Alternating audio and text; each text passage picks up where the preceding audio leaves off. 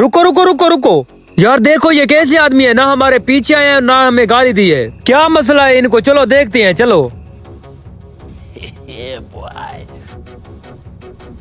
यार आप लोग कैसे हो? हमने आपकी चोरी की और आपने एक लफ्ज भी नहीं बोला और ना ही हमारे पीछे चिल्लाए हो आप। यार हम क्या चिल्लाते, हम गरीबों की आवाज कौन सुनता है।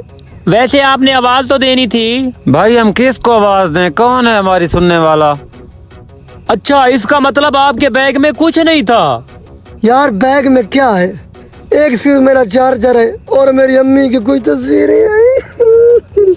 भाईजान आप बैग ले जाएं लेकिन हमारा सामान वापस कर दें। अच्छा भाईजान, ये ले आप अपना सामान निकालें।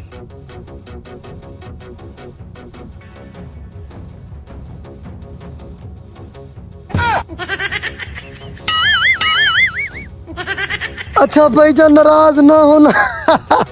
चलो